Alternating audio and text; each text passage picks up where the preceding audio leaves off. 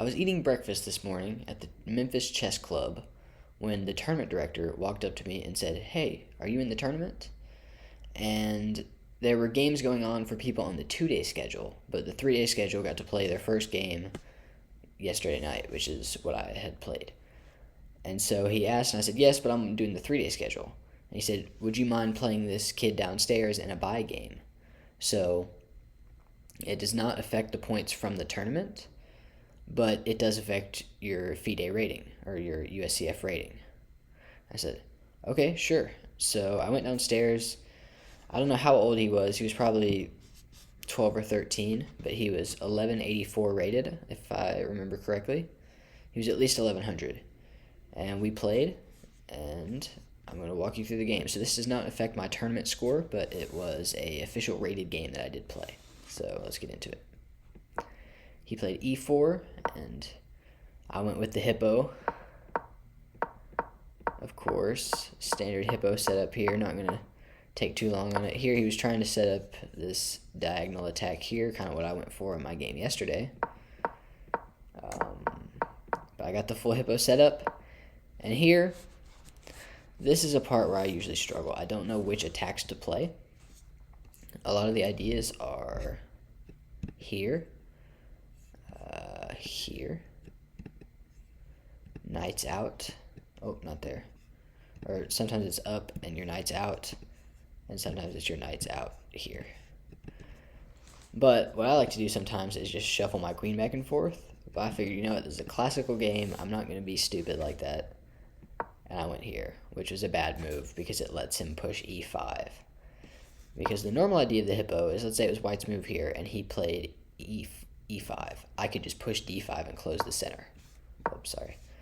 I'm just going to make a waiting move. Yeah, so let's say he plays here, I could just block the center. If he plays here, I can block the center. When I play this, I can no longer block the center because I'll lose this. So I have to spend time getting this out of the way and letting him open up my position, because now this pawn is gone, which defends this square and this square. So that is why that was a bad move. And he did find that move, of course. But I went here. I was like, you know what, I'll take this. But it doesn't even work because I would still have to recapture, because takes, let's say I don't do that and just go directly here. He's going to take, oh my gosh, these arrows. I'm just going to, takes, and I can't take there because he wins my queen. So I would just have to recapture. So what ended up happening is exactly that. I did end up recapturing. And he pushed there, and now I'm like, all right, well, I'm just going to go ahead and close the center. Because if I trade there, you just open my position, and the hippo is all for nothing. So I did just close it. And he played here. And here I see this idea of a fork. But this is guarding that square. So I played this move, and my idea was to kick him out. So let's say he moves out of the way and get that fork. Alternately, let's say he doesn't do that and he just plays something dumb. I'd be able to take that piece and do the fork as well, because he can't recapture with the queen, obviously, because I'll just win the queen. So that was my ideas there. And he thought for a little bit here and played this. And I spent a little bit of time trying to think of what he was trying to go for there. I just didn't see anything. So I just took, and I got the fork. And he looked kind of like, once I played this, he kind of realized what was going on. I was like, man, you got that. And I just won the rook, and I'm up pretty big. This is a winning game so far. And so here I'm like, you know what I'm going to do? I'm going to do this idea. I'm going to push here. Let's say, I don't know, he played like here or something. I could go here. I'm just going to play waiting moves. But let's say I go here. And my idea was something like this to get checkmate. Obviously, he can block here, but that was my idea of this position with the with this pawn and then going like that. And so he played there, which kind of stops that attack. But here I see the idea. My idea was I'm going to go here. I'm going to go here, here. Then do that and try and get that same idea of the checkmate. but I would have my queen there first. I forgot to say that. My queen there first. But, yeah, so I put my queen there, and now I wanted to go for that idea. Of this. If he blocks, I was going to take the pawn. And if he didn't block and just moved out of the way, I guess that's not checkmate because of the knight, actually, but I didn't calculate that. But that was my idea there. But what I did not calculate is that my advantage is simply gone after it takes. Because I calculated this takes. I was like, oh, well, that just doesn't lead to anything. I'm safe, and he's just giving up a piece. I did not consider this move, and why that is so good is because this is check, and I'm forced to move out of the way, and he can win my bishop back. So he wins a pawn in that exchange and makes my king extremely unsafe. So that is what happened. He took there.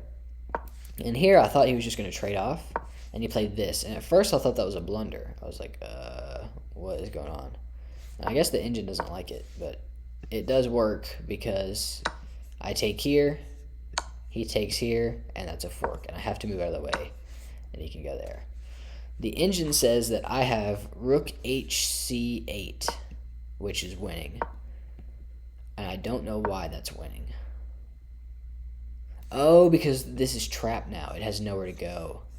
I did not see that at all. That is a great move. Wow. Huh, no. But I played this move because I was trying to get this idea. Let's say he moved out of the way. I was trying to be able to go here. And then if he moves out of the way, then I have this. And that was my idea. This move stopped all those ideas, but that was kind of the general setup I was trying to go for throughout most of this game. And he did not do that. Instead, he played here, threatening to fork me on this square. So I moved out of the way. He brought his pawn up. And now I was like, you know what? This idea probably is not going to work pretty soon. I'm just going to get out of the way, trade this for this, and then move my rook here and try and push this pawn and eventually promote. So that's exactly what I did. And he played there. And here I made something that I thought was a blunder at the time, and turns out it was completely fine. I was thinking about this, and obviously that does blunder a little bit, because it says knight e5, defending, protecting this, and then I've got to move this out of the way. He found a fork, which I was like, oh my gosh, I did not see that at all. But I took the pawn, he took there, and so his box to promote is this right here, and my king is inside that box. So I was safe. He took, and I was like, well, I'm just going to take this free pawn, and I'm still inside that box here. And he scoots over, so I start to push this pawn up to promote. Well, I get out of the way first, obviously. And then I start to push this to promote. I'm like, I'm going to win this race. When I get here, he's going to scoot over. I'm going to take. And that's what happened. And so here, he has this box again. Oh my gosh. It's so hard to use this mouse pad. So I got inside the box, and he realized he couldn't make it. So he brought his king over to try and win this pawn. I was like, that's fine. And I thought, if I take this, I don't like how he has this passed pawn. He's going to get his king over here faster than I can. So instead, I just checked, and I was worried about this move, forking my king and my pawn. So I just lifted my rook to that rank. He pushed that pawn. I was like, I'm just going to go attack that. So he did it. So I added a second attacker. And here I fully expected him to play this move because it just defends that. It makes him sound. And if I trade here and here, oh, apparently that's winning. But I guess he doesn't. He can just move his rook. Wait, what is it saying is fine? Rook c2. Huh. I don't know. But that's weird. But yeah, that's what I was seeing. Instead, he played king e2 and just gave me this. And I was like, that is weird. And then he let me take this, but I still didn't like how close he was, because I was afraid once takes, that he was just going to be able to infiltrate here. Looking back on it, that was a pretty stupid thing because these two protect each other, but instead I just did this and closed off all hopes of him getting in, because this square is protected, this square is protected, and this square is protected, so you'd have to march all the way over here, and my king could get opposition in time. So he pushed that. I traded, and he tried to do that idea of sneaking in here and gobbling up my pawns, but I got opposition, so these squares are now protected. This is protected by the pawn. He has no way in, and I just kept opposition and worked my way in, traded off, and he resigned. So while that doesn't count for the tournament, that will be great for my rating because I'm currently 700 and he was almost 1200. So overall, I'm happy with that game. During the game, during those moments where I got in trouble, a lot of them were because I literally thought to myself, I don't need to think here. Like, I have 2 big games later today. I don't need to think, I need to play. Which got me in trouble, but I ended up winning. It was all good. And that's about it. See you next episode. I don't know. I have 2 more games today. I might make 2 separate videos. I might do it all in one. But see you.